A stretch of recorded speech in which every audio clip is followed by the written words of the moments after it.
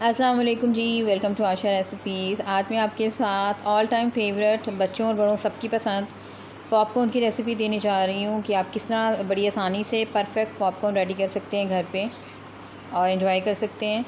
तो आए देखते हैं अपनी रेसिपी। यहाँ पे जी सबसे पहले मैंने ले ली है बिल्कुल छोटे साइज़ की मकई के दाने लिए हैं मैं आपको दिखा देती हूँ। आपने पॉपकॉर्न बनाते टाइम बिल्कुल भी बड़े दाने नहीं लेने, छोटी मकई लेनी है।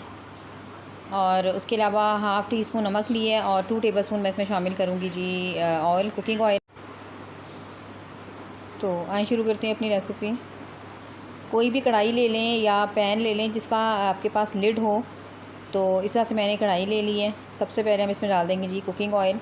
बस 2 टेबलस्पून डालना है आपने, 1 कप के लिए ज़्यादा नहीं डालना। साथ ही मकई के दाने डाल दें और साथ ही जो हमने नमक लिया है वो डाल दें। इसकी खूब अच्छी तरह से भुनाई करें।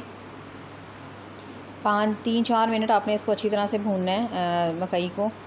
इसकी बड़ी प्यारी सी खुशबू आना शुरू हो जाती है तो समझें कि ये डन हो गई है।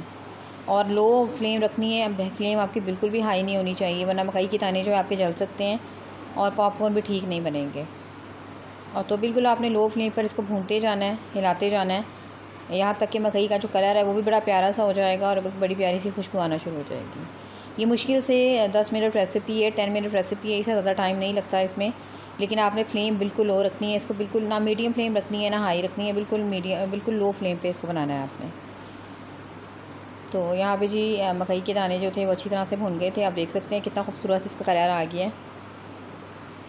आप कुछ भी नहीं करना, हमने बस इसको लिड दे देनी है और एक दफ़ा हिला दें और साथ इसको लिड दे दें। आप देखेंगे कि जैसे ही हमने लिड दी है पॉपकॉर्न जो है वो बनना स्टार्ट हो गए हैं।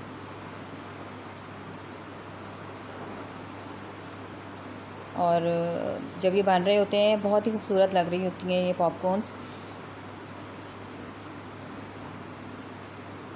लिड देना ज़रूरी है, जब तक आप लिड नहीं रखेंगे वो सही नहीं बनेंगे। और क्योंकि इन्हें अच्छी तरह से उछलना होता है, उछल के बनना होता है, तो लिड देना ज़रूरी है।